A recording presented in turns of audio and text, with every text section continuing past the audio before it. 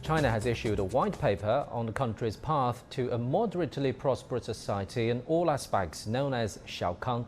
The white paper is titled China's Epic Journey from Poverty to Prosperity. It documents the realization of all-round moderate prosperity as declared in July and marks a critical step towards the country's national rejuvenation. Now, for more details on that, let's cross live to our reporter Sun Ye in Beijing. Sun Ye, you've been following this very closely. Tell us more about the highlights of this document. Good morning, Pandong. The white paper, as you said, was published this morning to document China's epic journey from poverty to moderate prosperity and to share that unique experience in modernization with the rest of the world. The white paper terms prosperity a feat of all-around development, detailing progress made in economy, democracy, culture, people's livelihood, as well as the environment. And in the morning's press briefing, there is a clear definition for what prosperity entails for China. Let's take a listen. Completing the building of a moderately prosperous society marks a key step in the rejuvenation of the Chinese nation. Moderate prosperity has been a long-cherished dream of the Chinese nation. Since the founding of the CPC, it has committed to pursuing the happiness of the Chinese people and the rejuvenation of the Chinese nation. It has been working hard to make the life better for the people. The white paper points out that achieving the building of a moderately prosperous society has greatly enhanced the confidence and pride of the Chinese nation.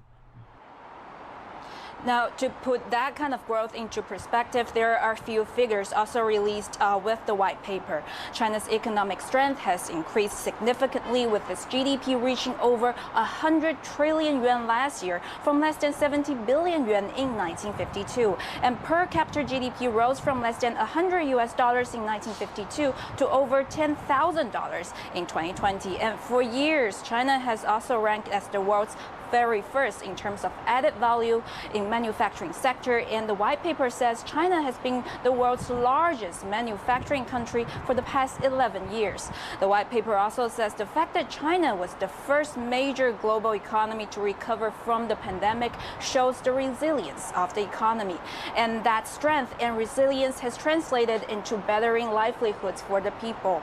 Personal incomes have grown steadily over the years, with average per capita disposable income now up to over 3,000 yuan, compared with just 171 yuan in 1978. And employment rate has remained stable even in the past 2 years. There is also China's feat in eradicating absolute poverty, giving people in urban as well as in rural areas sustained sources of income. Now, in introducing the white paper, Xu, the official we just heard, also says it's through extreme hard work across all of China that make these things possible, but by always aiming for people's better sense of security, better sense of gaining, and better sense of happiness, that epic journey from poverty to prosperity was made possible. Pandong. Sun Ye, it's a historic achievement indeed, but what does this mean to the world? Now, Pandong, there is actually a whole section set aside to answer that question. The white paper says the world had and would continue to benefit from China's development in many ways. It says a more prosperous China, as the world's most populous and largest developing country, contributes to world peace and stability. It also says a prosperous China dramatically reduced the world's poverty-stricken population, and that an ever-opening up China promotes win-win cooperation with the rest of the world. It also says China's experience in achieving modernization has and will be shared by other parts of the world. The white paper says the strides we've mentioned so far that China made in the past years is far from the end. It has also laid down goals for the next decades. It says by the year 2035, China would achieve what it calls basic socialist modernization. Per capita GDP by then would reach the level of moderately developed countries, and by then people will be even happier. Pandong. Thank you very much, our reporter Sun Ye in Beijing. Now, for more insight, let's talk to Professor Liu Baocheng in our Beijing studio and Professor Joseph Gregory Mahoney in the U.S. city of Memphis. Let me start with you, Professor. So, fast economic development is one of the major driving forces in achieving a moderately prosperous society. What do you make of the economic growth pattern China has been taken so far, and do you think it's changing from this point on?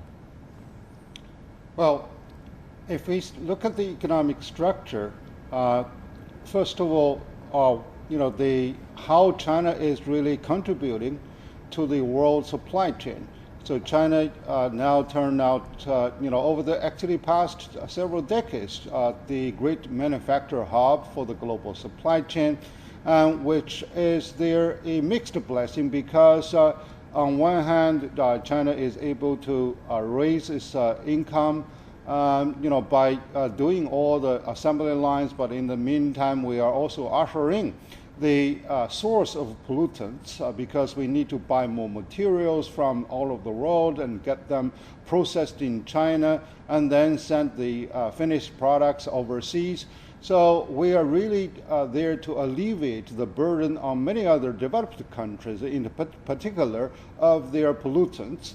And in the meantime, China will also have to step up, in line with the increased income for the quality of life by having a better environmental protection and also to provide better catering to the people's health and education, etc. So we have to wrestle between the two ends. And also you can also see that, 30 years ago, Beijing was a city of bikes. And now we are a city of cars. And now the government has also stepped up the regulation for more renewable energy cars, and also now trying to call on the whole nation not only to build the infrastructure, but also to build more of the forest and wetland, etc. So, we used to have a slogan that if you really want to get rich, you need to build more roads. Now we have another slogan that if you really want to live better, you got to grow more trees.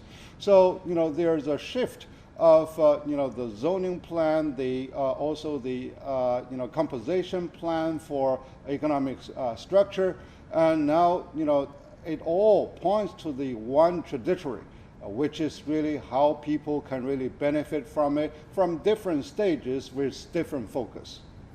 Professor Mahoney, what do you make of this, especially in the context that China has been emphasizing innovation as a guiding principle for its future economic growth?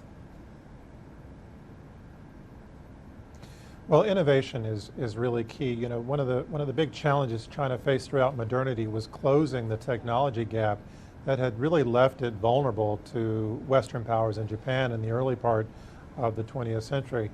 And so, it's long recognized that innovation and technology has been a key driver for not only securing national sovereignty, but improving the livelihood of people. And now, of course, what we have is the Green Revolution and the necessity of even more innovation to find green solutions to energy needs. And China has been on the forefront, in the vanguard of this effort for the past decade or longer, as it's taken the lead, as other countries found themselves entrenched in old business models. Professor Liu, we've been talking a grand topic, that is economic growth. So how does that link to people's livelihood and well-being in the Xiaokang society, and even on the road towards a common prosperity? Which will be the most difficult part to deal with? Is it education? Is it taking care of an aging population? Or is it employment? Well, it is fundamental that people need to have a deeper pocket in order to sustain all those wonderful elements of their life and of their work. So therefore, continued the increase of the people's income is still the most rudimental issue for China. So that is why we still maintain a reasonably positive growth rate. But in the meantime, we also need to look at the comprehensive development of China to have all around the benefit of its own people. On one hand, we boost innovation by stepping up the R&D inputs from the government support and also from business, the expenditure.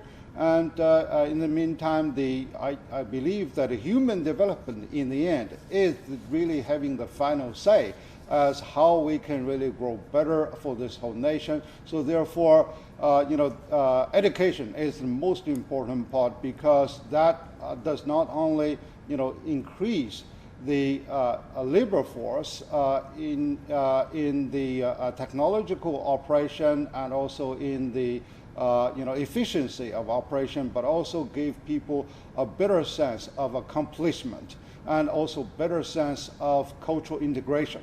And of course, the social welfare together with the public health system needs to be further improved, because we do see that more people are really moving to the cities and they are looking for a better health care system with the government aid and also with the tightened government regulation in terms of the product quality and service quality. And all this needs to have a concerted effort between individuals, citizens, and households, and also the governments.